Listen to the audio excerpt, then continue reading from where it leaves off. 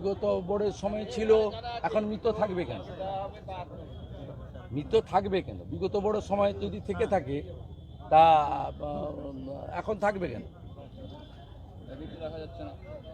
দেখুন, কে কি করেছে আমি জানি না, মৃতর নাম ভোটার তালিকায় থাকা উচিত।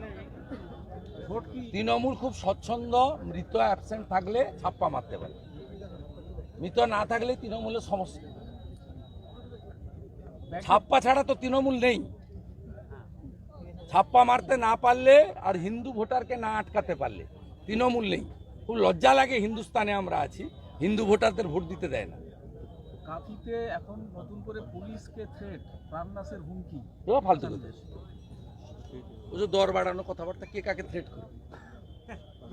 ওগুলোকে লোক ভাবে চোর, ওগুলোকে কে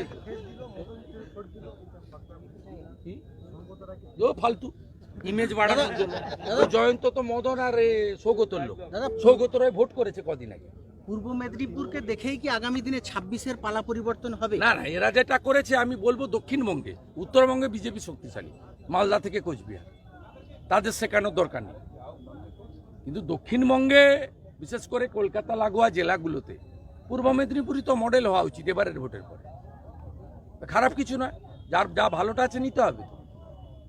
16টার মধ্যে 15টা বিধানসভায় লিড হয়েছে, ভোটের পার্সেন্টেজে প্রায় 5%-এর গ্যাপ টিএমসির সঙ্গে। গরিষ্ঠ সংখ্যক বুথে লিড।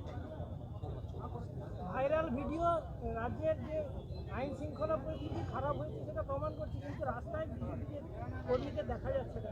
বিজেপি কর্মী দেখা যাচ্ছে না, এখানে 6000 লোক কি করতে এসেছিল? আন্দোলন, হ্যাঁ, বিজেপি কর্মীরা মমতা ব্যানার্জির মতো এরকম উচ্ছৃঙ্খল আন্দোলন করে না।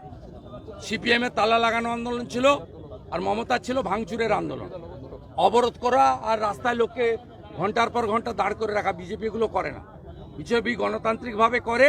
আজকে আমরা আহ্বান করেছি, 17 তারিখ রাজ্যের সভা আছে, সেখান থেকেও ঘোষণা হবে বিজেপি রাস্তায় নামবে, গণতান্ত্রিকভাবে নামবে, কোনো মানুষকে কষ্ট না দিয়ে।